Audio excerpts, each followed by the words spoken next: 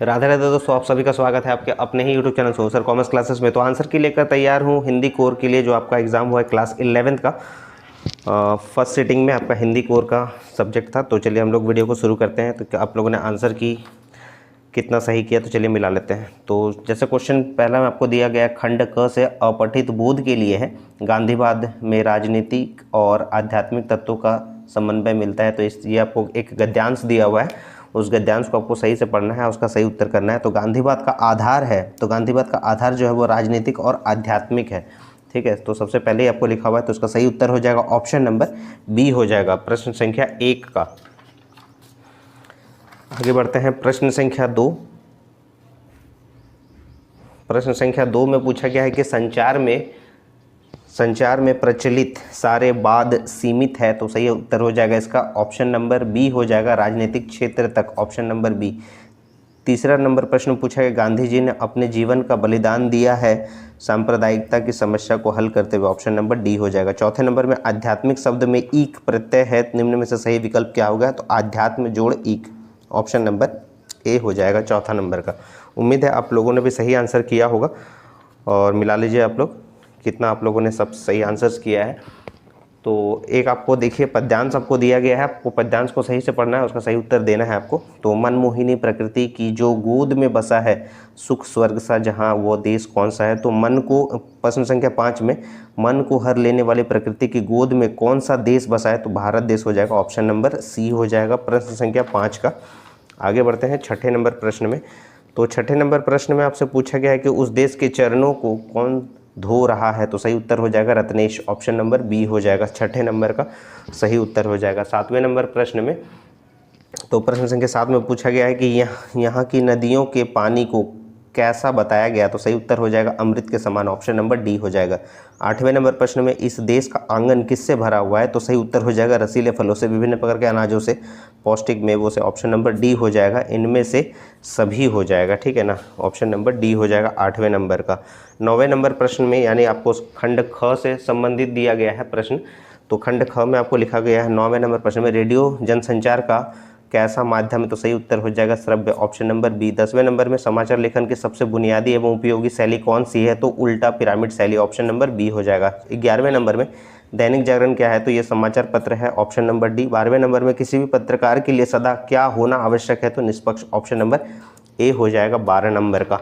तो 12 नंबर तक मिला लिया आप लोग। कमेंट करके जरूर बताइएगा क्लास 11th के सारे स्टूडेंट्स कि आप लोगों ने कितना मार्क्स स्कोर किया है। आगे बढ़ते हैं हम लोग। 13 नंबर मिला लीजिएगा, किस पत्रकारिता में फैशन, अमीरों की पार्टियां, महफिलों और जाने माने लोगों के निजी जीवन के बारे में बताया जाता है? तो सही उत्तर हो जाएगा पेज 3 पत्रकारिता, ऑप्शन नंबर सी हो जाएगा। 14वें नंबर में पूछा गया कि संचार प्रक्रिया में प्राप्तकर्ता की प्रतिक्रिया को क्या कहते हैं? तो सही उत्तर हो जाएगा फीडबैक, ऑप्शन नंबर ए हो जाएगा। 15 नंबर में, अनुस्मारक का अंग्रेजी रूपांतरक क्या होता है? तो रिमाइंडर होता है, ऑप्शन नंबर बी हो जाएगा। 16 नंबर में, खबर की घटना का सीधा प्रसारण क्या कहलाता है? तो लाइव होता है, ऑप्शन नंबर ए हो जाएगा। तो 16 नंबर तक मिला लिए। आगे बढ़ते हैं हम लोग प्रश्न संख्या 17। तो 17 नंबर में क्या पूछा है देख लेते हैं हम लोग। तो 16 नंबर तक मिला लिए होंगे। 17 नंबर में, जनसंचार का प्रमुख उद्देश्य क्या है? तो सही उत्तर हो जाएगा सूचनाओं का प्रसार, परस्पर बांटना, विचारों का, व्यक्ति जिज्ञासाओं का समाधान, ऑप्शन नंबर डी इनमें से सभी। 18 नंबर में, अपने विद्यालय के प्राचार्य को लिखा गया आवेदन पत्र किस प्रकार का पत्र होता है? तो वो होता है औपचारिक पत्र, ऑप्शन नंबर सी। 19वें नंबर में, एक प्रसिद्ध संचार शास्त्री है विल्बर श्रेम, ऑप्शन नंबर सी हो जाएगा। 20वें नंबर प्रश्न में, पत्र कितने प्रकार के होते हैं? तो ऑप्शन ए हो जाएगा 2।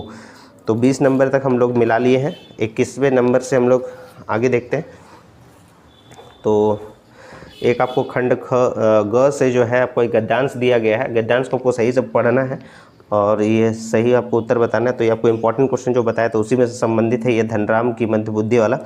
तो 21वें नंबर में, उपरोक्त गद्यांश के लेखक कौन है? तो Shekhar Joshi, option number C हो जाएगा। 22वें नंबर में, कि धनराम को क्यों नहीं याद हो पा रहा था, क्या याद नहीं हो पा रहा था? 13 का पहाड़ा, ऑप्शन नंबर सी हो जाएगा 22 का। आगे बढ़ते हैं 23वें नंबर प्रश्न में आ गए हम लोग। 23वें नंबर में प्रश्न में पूछा गया है कि तेरे दिमाग में तो लोहा भरा है, तो विद्या का ताप कहाँ लगेगा, इसमें किसका कथन है? तो मास्टर त्रिलोक सिंह का, ऑप्शन नंबर बी हो जाएगा। एक आपको पद्यांश पढ़ना है, 24 से 26 प्रश्नों का उत्तर, 24 नंबर से 26 नंबर प्रश्नों का उत्तर देना है। 24 नंबर में उपयुक्त पंक्तियों के रचनाकार कौन है, तो ये हो जाएगा त्रिलोचन जी, ऑप्शन नंबर सी हो जाएगा 24 नंबर का। आगे बढ़ते हैं 25वें नंबर में। तो 25वें नंबर में गांधी बाबा की क्या इच्छा है, तो सही उत्तर हो जाएगा सब पढ़ना लिखना सीखे, ऑप्शन नंबर बी हो जाएगा। 26वें नंबर में चंपा को कवि क्या करने को कहता है, तो पढ़ने के लिए कहता है, ऑप्शन नंबर सी हो जाएगा। 27वें नंबर में रजनी अमित की समस्या को लेकर सर्वप्रथम कहाँ जाती है, तो सही उत्तर हो जाएगा यहाँ पर अभिभावक के पास, ऑप्शन नंबर डी हो जाएगा, ठीक है ना। 28वें नंबर में पूछा गया है कि जामुन के पेड़ के नीचे दबे हुए व्यक्ति का उपनाम क्या था, तो इसका सही उत्तर हो जाएगा ओस, ऑप्शन नंबर बी हो जाएगा। 29वें नंबर में गलता लोहा शीर्षक कहानी किस प्रमुख समस्या को उजागर किया जाता है, तो जातिगत भेदभाव की समस्या, ऑप्शन नंबर सी हो जाएगा। 30वें नंबर में विधायी संभाषण पाठ के लेखक का क्या नाम है, तो सही उत्तर हो जाएगा बाल मुकुंद गुप्त, ऑप्शन नंबर सी हो जाएगा 30 नंबर का। 30 नंबर तक आप लोग मिला लिए होंगे। तो आगे बढ़ते हैं हम लोग 31 नंबर का, ये क्लास 11th का हम लोग आंसर की मिला रहे हैं जैक बोर्ड का। तो 31 नंबर में आपसे पूछा गया है कि मीराबाई के गुरु कौन माने जाते हैं, तो सही उत्तर हो जाएगा ऑप्शन नंबर सी कवि रैदास, ठीक है ना। आगे बढ़ते हैं हम लोग 32वें नंबर में साय में धूप के रचनाकार कौन है, तो सही उत्तर हो जाएगा Dushyant Kumar, option number A. 33वें नंबर में किस कवयित्री को कन्नड़ की मीरा की संज्ञा दी गई है, तो सही उत्तर हो जाएगा अक्क महादेवी, ऑप्शन नंबर बी हो जाएगा। 34वें नंबर में आओ मिलकर बचाएं शीर्षक कविता फूल रूप में किस भाषा में लिखी गई है, तो सही उत्तर हो जाएगा नागपुरी भाषा में, ऑप्शन नंबर सी हो जाएगा 34 का। आगे बढ़ते हैं 35वें नंबर में। तो 35वें नंबर पूछा गया कि कबीर कौन सी काव्य धारा के कवि थे, तो सही उत्तर हो जाएगा यहाँ पर निर्गुण भक्ति, ऑप्शन नंबर डी हो जाएगा। 36वें नंबर में राजस्थान में कोई खोदने वाला क्या कहलाता है, तो चेजारो कहलाता है, ऑप्शन नंबर ए हो जाएगा, ठीक है ना। पालर पानी किसे कहते हैं, 37वें नंबर प्रश्न पूछा गया बरसात से मिलने वाला पानी, तो ऑप्शन नंबर हो जाएगा बी हो जाएगा यहाँ पर 37वें नंबर का। 38वें नंबर में कुमार गंधर्व के अनुसार लता मंगेशकर ने किस रस के गाने के साथ न्याय नहीं किया, तो सही उत्तर हो जाएगा विप्लव श्रृंगार, ऑप्शन नंबर डी हो जाएगा 38वें नंबर का। 38 नंबर तक मिला लिए हम लोग। आगे बढ़ते हैं 39वें नंबर प्रश्न के लिए।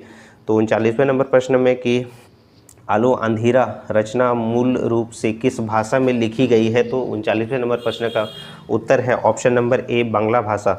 और 40वें नंबर प्रश्न पूछा गया कि आलो अंधेरी की विधा कौन सी है, तो सही उत्तर हो जाएगा ये आत्मकथा, ऑप्शन नंबर ए हो जाएगा, ठीक है ना। उम्मीद है आपको सारे आंसर की सटीक मिले होंगे और आप लोगों ने सही आंसर्स किया है।